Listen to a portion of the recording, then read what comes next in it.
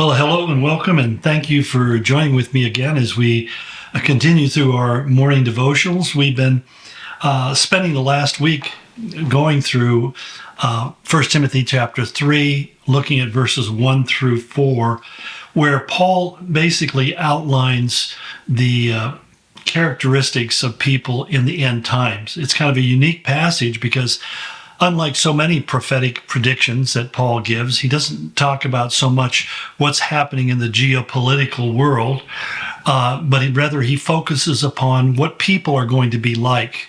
And it's really a time in which we find that people are going to be powerfully influenced and controlled by demonic forces, that the demons that are even now being released upon the earth, and I think having a very negative effect in promoting evil and great wickedness, are going to really get a foothold into the lives of people. And even maybe what we're talking about are things that become the manifestations of people who are demon possessed.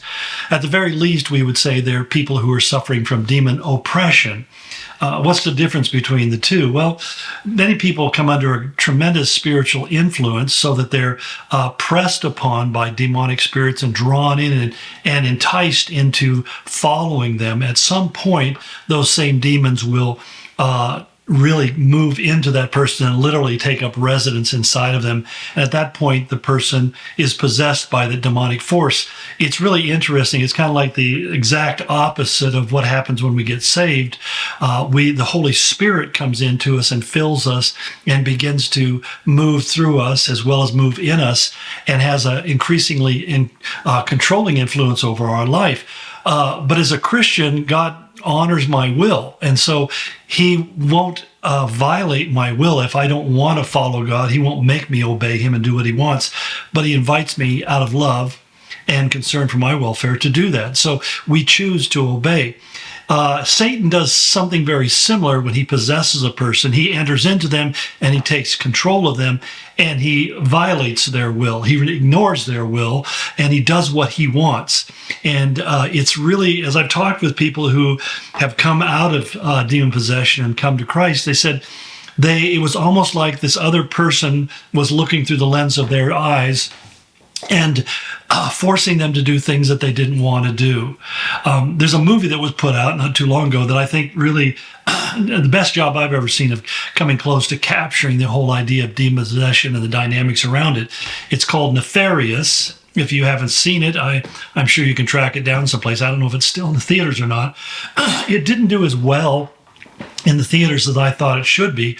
I think a lot of people thought it was just going to be like a horror movie, another Fright Night type of experience, but it was pretty frightening for very different reasons. It really did capture in a strong way how people become possessed, why they become possessed, what it does to them, how it affects their lives. It wasn't perfect, obviously, but it was well done, well written, and I think the lead actor probably should get the Academy Award for Best Actor, because he does a phenomenal job transitioning his character from the Edward, the host body, and also the Nefarious, the demon who has possessed him. So anyway, I think that what we're going to see in the end times is that people are more and more going to manifest that dominating control, whether it's oppression or possession of demonic spirits, and the behavior that comes out of them could be something that we would describe as being a narcissistic, sociopathic, psychopathic personality disorder. And we've looked at several of the characteristics. We've been going through them, 6 of them, and we're on number 7 out of 20. And the next one in line is Paul says that they're going to be ungrateful. And the word that's used there, ungrateful, in the original, means that they're thankless. They're kind of contemptuous of people who they should be thankful for. In other words, it's kind of a crazy thing. When somebody does something nice for you, their attitude is, of course you did something nice for me. I deserve it. I want to know why you didn't do it earlier. And they're especially contemptuous not only of people, but of God and parents and anybody who is in a position of authority in their life. They do not respect authorities, we talked about last week. In fact, Paul addresses it really, or describes it really in Romans 1:21, when he says about people who have fallen into sinful captivity. He said, for although they knew God, That is, they knew that there was a God. They knew of God. They neither glorified him as God nor gave thanks to him. But their thinking became futile, and their foolish hearts were darkened. And although they claimed to be wise, they became fools and exchanged the glory of the immortal God for images made like to mortal man and birds and animals and reptiles. So the description that Paul gives here is someone who, because they aren't thankful, they become really misguided. In fact, I should say they become lost in their own thoughts, and they really think things that make no sense. There's literally a darkness that comes over them, yet they think that darkness is wisdom. And it is a dark wisdom. It's the wisdom of evil, and they begin to follow that, and it makes them make foolish choices, and they begin to worship things that are made rather than worshiping the God who made them. And Paul's telling us, this is where idolatry came from. It came from a decision where I wanted to not worship God, but I wanted to worship myself.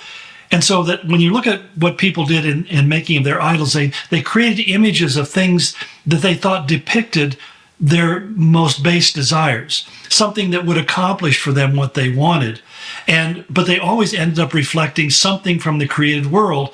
That's why God said that we should never make an image of him or portray him as an image, because he can't be portrayed. The creation is so far below the creator that the creator can never be adequately or correctly represented by anything upon the creation. And yet invariably you find human nature is always wanting to go out and make an image to what they're worshiping, whether it be the saints of the church or even our portrayals of Jesus. I think it's interesting because Isaiah said that the Messiah would have no comeliness, no beauty that we would desire him. In other words, he said we wouldn't look at him and say, wow, he's attractive and good looking. And yet almost all the portrayals I see of Jesus are people who are relatively good looking and kind of charming and assertive. I think that's even true of the show The Chosen. You can't help but try to portray God or Jesus in a attractive light. And yet it tells us there was absolutely nothing about him that would have drawn us to him. It was the Spirit of God in him that drew people, nothing about his outward or external person. He was, in that sense, extremely ordinary. But again, he talks about these people who are ungrateful. They aren't thankful for anything. They feel like everything is owed to them. And that's why the next thing he says, number 8, is they become unholy. In other words, that's the obvious result of becoming ungrateful, is you become unholy. Gratefulness, thankfulness is the thing that makes me want to imitate that which is good and true. But if I don't feel like that which is good and true is worth my effort or my energy, then I'm going to behave in ways and pursue things that God says of thou shalt not. It's interesting, again, as I talk about how do we see these things expressing themselves in our culture today, in our world. And I think it's in the growth of what's called by people who measure these things, the surveyors, they call them the nuns, N-O-N-E-S, not to be confused with the women who wear the black and white habits, or in our community, the blue habits. The nuns are people who say, when it comes to religion, what is your faith? They say, I have none. And there's been an amazing increase in the number of nuns in most recent surveys. That's up to 30% of our population in America now says they have no religious connection or commitment or faith in anything in particular. They're non-religious people.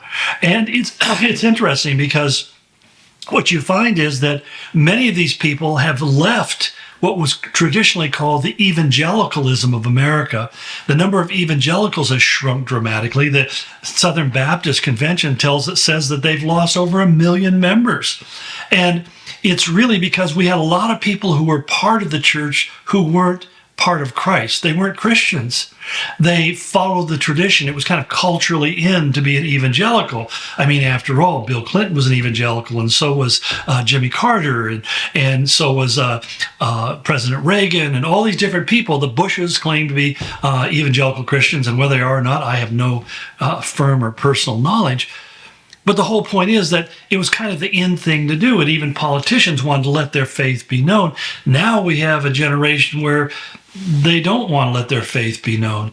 And basically we see that this is leading to increasing sense of unholiness, because when people no longer have a regard for God and for right and wrong, what they become is amoral. And that means they're not just immoral, they just have no moral boundaries at all. They don't think in moral terms, but they just simply think in what feels like. If it feels good, I'm going to do it. If it enriches me, I'm going to do it. If it makes me look good, I'm going to do it. And he said that's where it becomes this unholiness. Doesn't mean they're not religious, and we'll get into that later on, because actually they're quite religious in a sense, but they don't allow themselves to follow God's law of what is right and wrong. Well, we're out of time. I'll pick this up tomorrow because we'll see that the next step, number 9, is that they're without love. Interesting word here in the original language. Looking forward to talking about it. Blessings.